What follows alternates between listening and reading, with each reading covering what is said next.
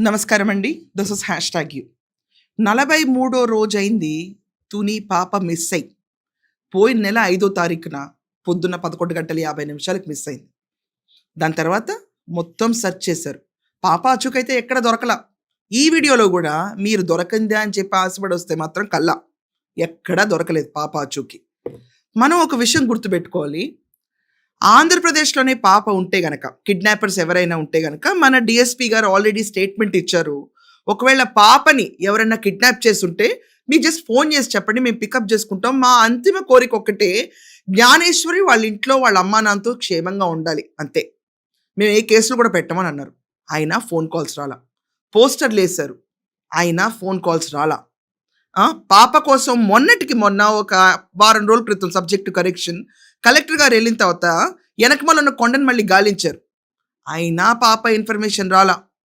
అన్ని పోర్ట్ఫోలియోస్లోనే పాప ఫోటో పెట్టారు. అయినా పాప గురించి ఇన్ఫర్మేషన్ రాలా. సంచార జాతులు అన్నారు, జీడిపిక్కలు అన్నారు, బీహార్ వర్కర్స్ అన్నారు. దాని తర్వాత అక్కడ ఉన్న చుట్టుపక్కల ఏరియాలో సీసీటీవీ ఫుటేజ్ చెక్ చేస్తా ఉన్నారు. కుక్క పోస్ట్ మార్టం రిపోర్ట్ అన్నారు. అయినా కూడా పాప గురించి ఆచూకీ రాలా.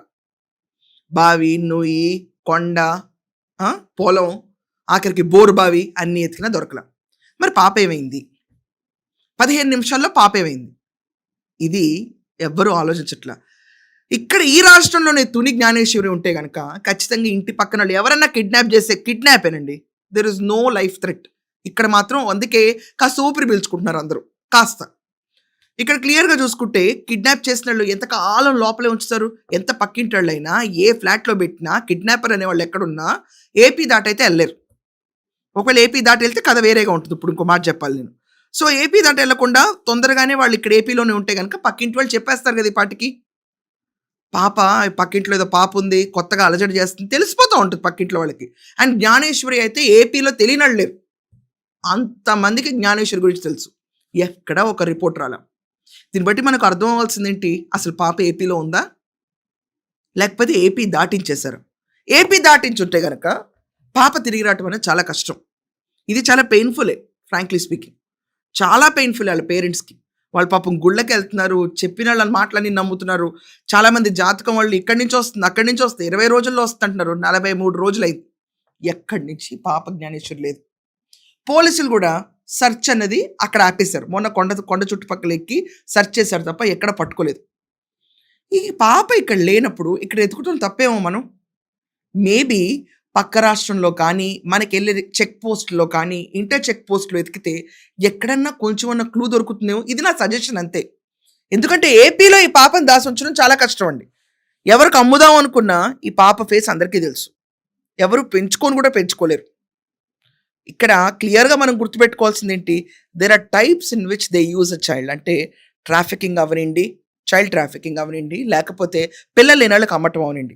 ఇవి రకరకాల మాడ్యూల్స్‌లో జరుగుతూ ఉంటాయి పసిపిల్లలతో.